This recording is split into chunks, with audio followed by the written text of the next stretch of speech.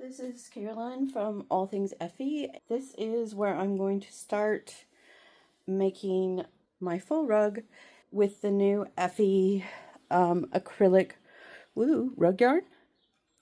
So I designed a rug where I could use all the brilliant 38 shades and show off what this yarn can do and how to carve it, how to back it, and all that kind of stuff. So this is the new acrylic rug yarn that is available in our US shop, and we are working so hard to get it to Canada and Australia as well. And obviously your support really helps make that happen. So keep purchasing soft materials from us, please, guys. Otherwise we just can't. Yeah. Anyway.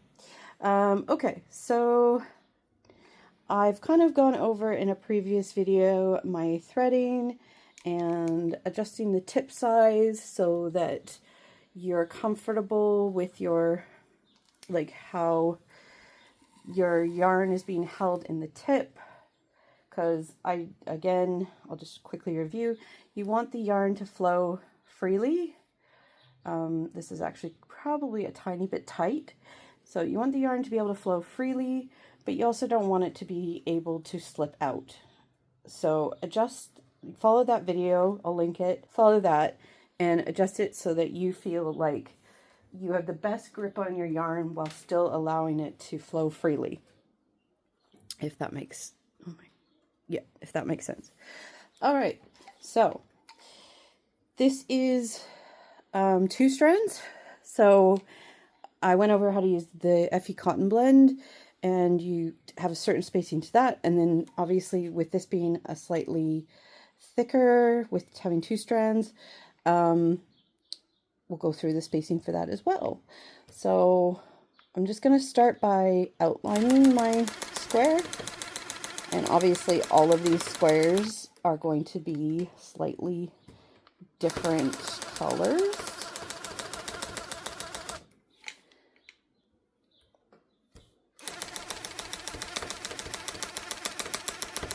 And I'm just staying a little bit inside the line so I have a nice gap between my colors. That was a little crooked. And if you've been watching any of my other videos, I always like to take those strands out and then I just deal with them after. So now I'm going to make sure that it's nicely spaced. And I'm going to zoom in here so you can see that. So for rug yarn, I typically place the foot on this line, and I have a slightly larger gap than what I use with the EFFY cotton blend. And I always revise it. Like if I go to the other side and I don't like the density, I might change it slightly, but this is usually my go-to starting, and it's probably the easiest way for you guys to get started. So that, I hope you can see that I'm basically sitting on that part of the foot is sitting on that line there.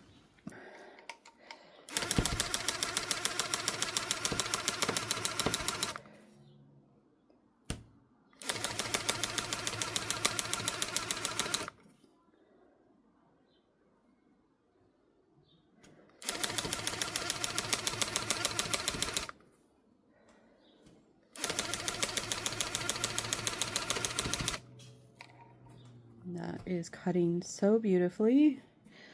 I love it.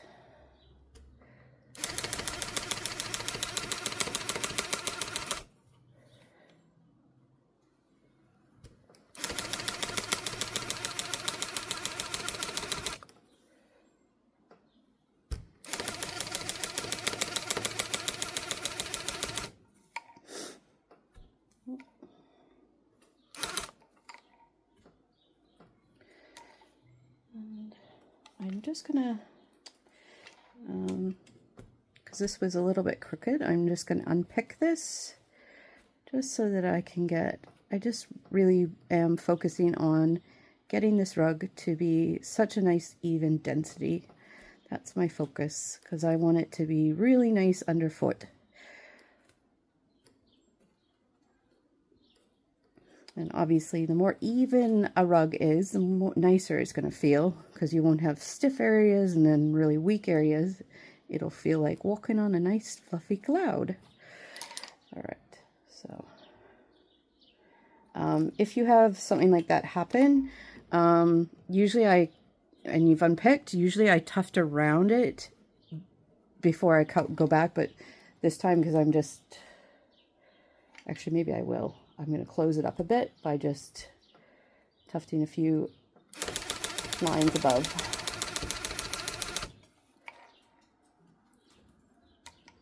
And this just closes it up a little.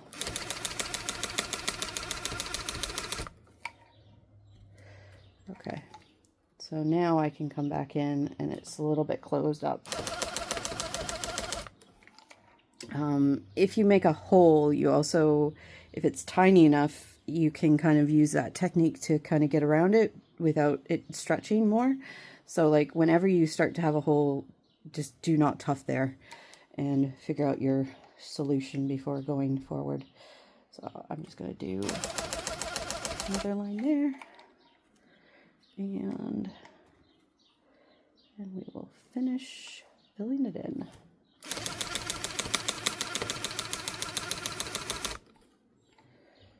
That was a bit tight.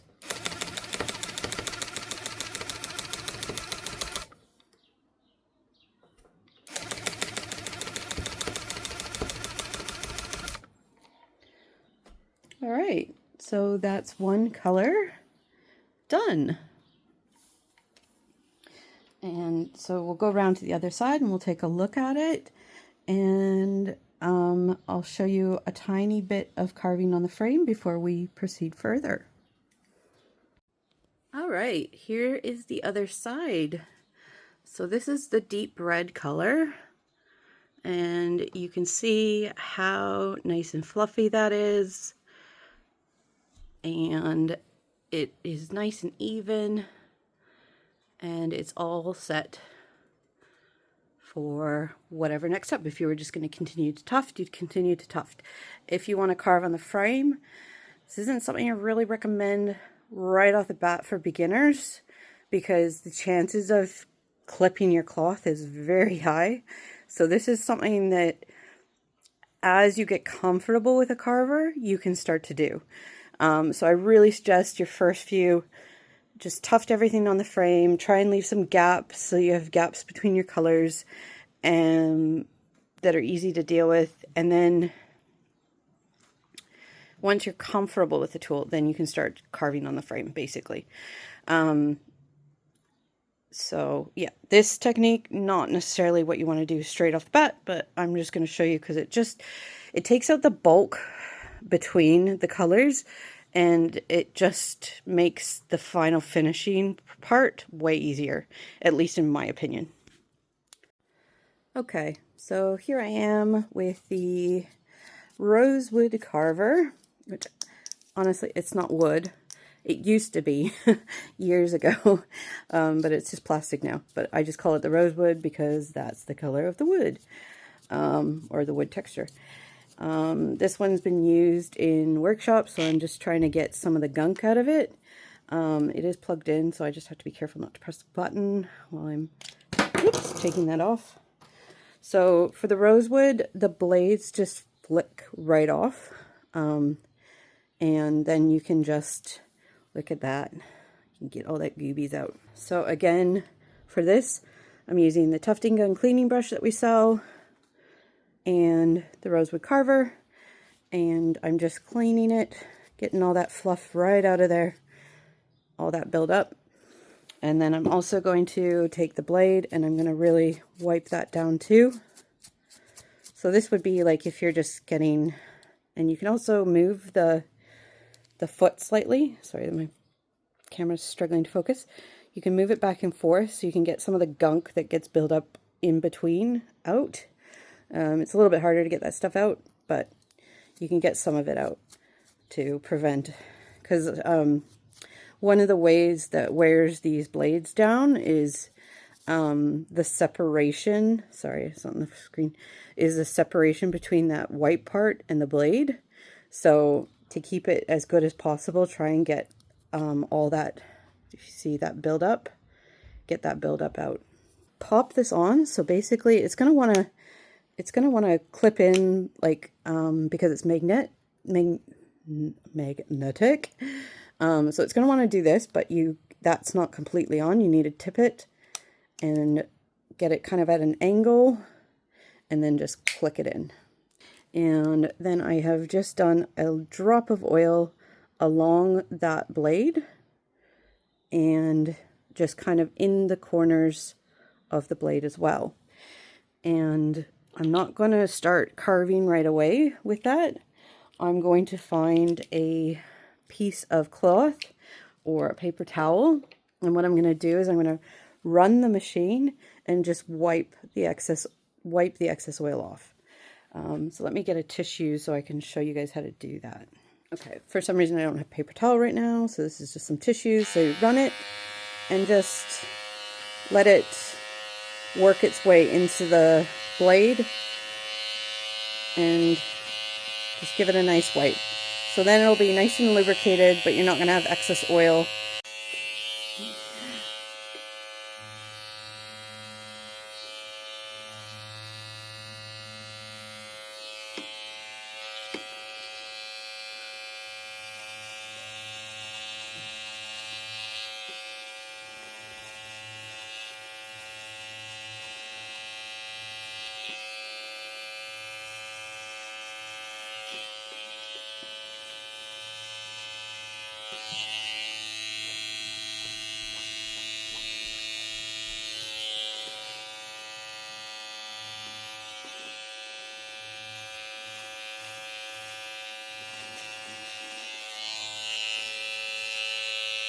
So as you can see, I kind of missed filming the first part there.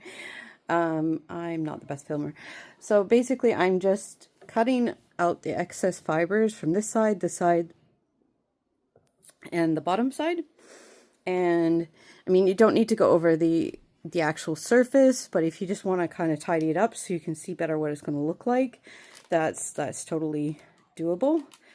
But you can just see how this just carves so beautifully, this yarn. I am obsessed. And when you're carving on the frame, you just want to run perpendicular to the cloth. If you start to really tip into the cloth, that's where you're going to gouge it. So I'm also trying to do this around the tripod, which makes it tricky. But I'll also give it a little bit of a bevel, not a super huge amount of a bevel at this point, but just a small one, just so that it's got the basic shape of what it's going to be.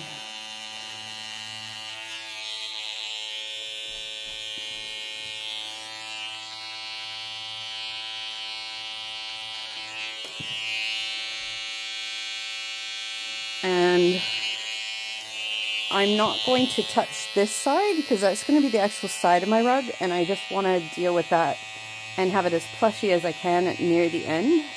So I'm not going to touch that part. I'm just going to do the inner parts so it's all set to, and this will make my final carving just a lot faster and a lot easier.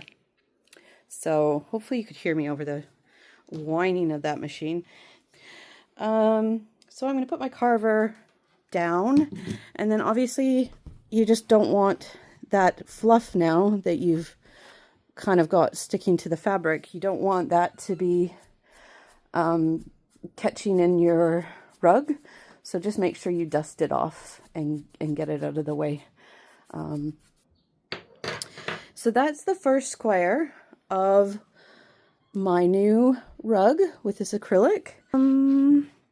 If there's anything that I haven't covered in the introduction that you feel would be really helpful to know if you're just starting out doing a rug, please feel free to let me know in the comments, and I'm happy to do more videos that give you a bit more information.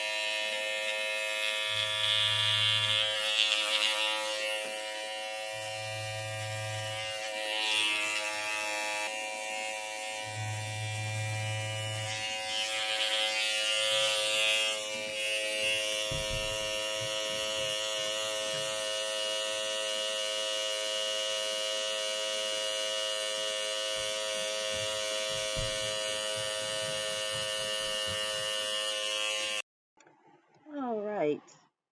I apologize for the audio quality of this. I am recording over the video. So this is a technique. So if you've made a mistake and tufted an area incorrectly, so for example, with this rug, I accidentally put the pink line in the wrong spot. So I'm using a old carving blade to pick out um, this tufted area without damaging the cloth. So prior to this hack, uh, you I would use tweezers and just use my hands to unpick an area. And honestly, it would take forever. But if you use these blades and just kind of scoop at each line, you can actually pull out the yarn without damaging the cloth quite easily. I'll zoom in a little bit here, and it just, yeah, it's such an easy way of just getting out a tufted area if it's cut pile quickly and easily. I don't suggest using the blade of your current carver because this probably will damage the blade slightly and make it a bit duller.